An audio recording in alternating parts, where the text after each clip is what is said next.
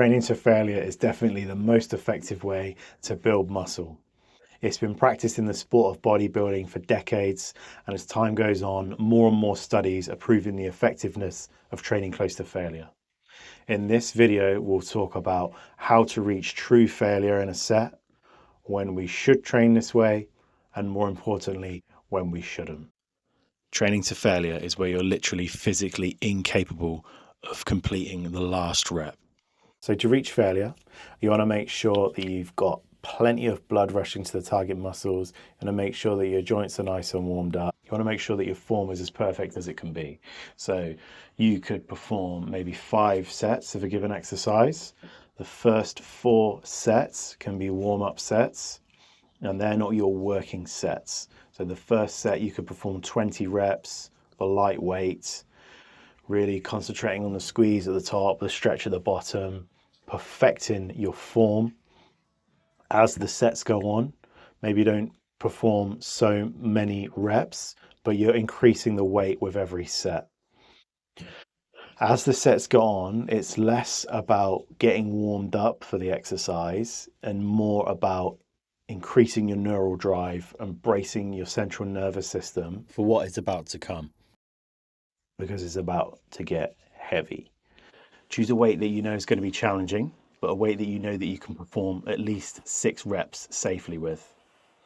However, don't go into the set having a predetermined amount of reps that you're going to perform. The aim of this set is to perform infinity reps. As your muscles start to fatigue, the weight is going to be harder to move. Your reps are going to slow down. Your form may even start to break down slightly. You know you're going in the right direction. Your veins are going to be popping out your head. You're going to be shaking. You're going to have burning in your muscles. Body's going to be telling you, we've done enough. This is too much. This is unsafe. The bar's hurting my back. The whatever. But you're going to keep going until you can physically not perform another rep.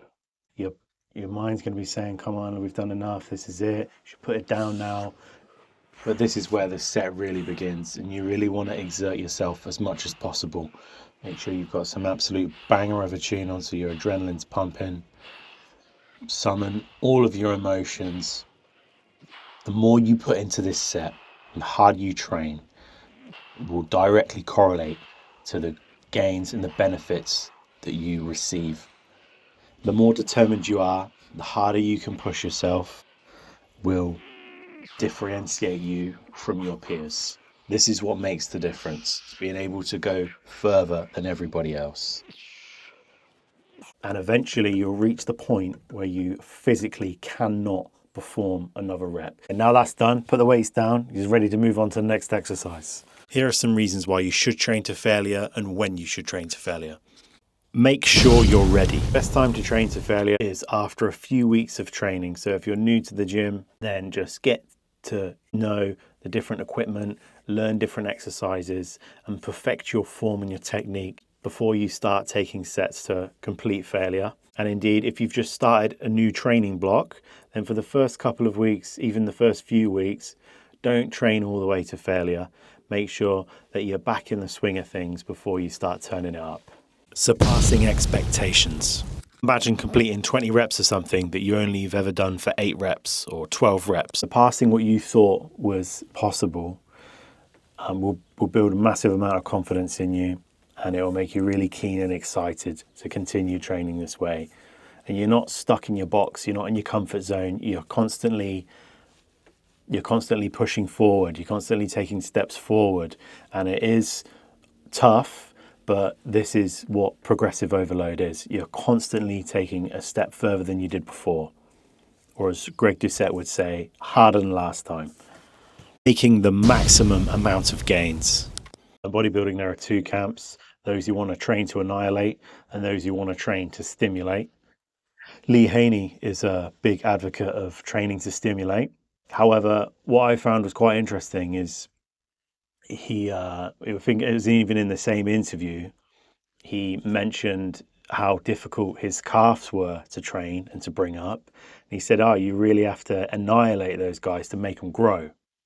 I think he contradicted himself there, and he's shown how he really felt. And he was superseded by Dorian Yates, the first mass monster And he trained to annihilate, and he dwarfed Lee Haney in terms of muscle mass, which is what this video is about. It builds confidence. Once you've exceeded your expectations in the gym, you'll realize that you can do this in other aspects of your life, and it will give you the confidence to break out of your comfort zone and try new things. Now let's talk about when we should not train to failure. You're inexperienced and don't know what you're doing. If you're inexperienced, if you're not 100% certain that you're carrying out the exercise correctly, then you shouldn't be training in this way, because you could hurt yourself or people around you. You are injured. So if you're just coming back from an injury, obviously now's not the time to be training this way. You want to increase your weight and your reps slightly over a very long period of time. Real life is often not like the geezer from the Trend Twins who rips his pec off and then a couple of months later he's benching 4 or 5 plates again. Unfortunately, real life doesn't work like that. You're untrained and your body's not used to pushing it. If you've just been lazy, or if you've just fallen out of the bodybuilding lifestyle and you haven't been training for several months, then you shouldn't be training to failure. Give it a few weeks, make sure you're back in the zone, your body is prepared and braced for training this way, because it can be extremely demanding on your body. For instance, a friend of mine, so he hadn't trained for like a year. I hadn't seen him in a while. Want to come to the gym with me? He said, yeah, sweet. And so when we've trained before, we've almost been equally matched. And obviously I'd been going to the gym every day and he hasn't gone for like a year. So at this point, he wasn't at the same strength level as me. But his mind didn't know that, you know? And he had that bravado of wanting to keep up with me in certain exercises with certain weights. And he was really giving it all he had, you know. We trained back, so it was a pull day, some biceps at the end as well. And he was really going for it, getting his reps out in that. He was using inertia to complete the reps. I could tell he was overdoing it. He rang me the next day. He was like, gee, I can't move, mate. He's a brickie, so he's gone to work. He says like, he's picking up a brick and he couldn't do his fucking job. It made him ill. He had to have a week off work, and obviously that is affecting his financial situation. So in those instances, if you work in an active job, you want to make sure you can still work and go about your daily business. Risky exercises. Another reason you should not train to failure would be in certain exercises. So a squat. Not a good idea. You can fall on you, you can fall on someone else. Even if the squat rack has safety bars, sometimes the entire squat rack will just flip over if the weight's heavy enough. Your knees can sway, and not a good idea.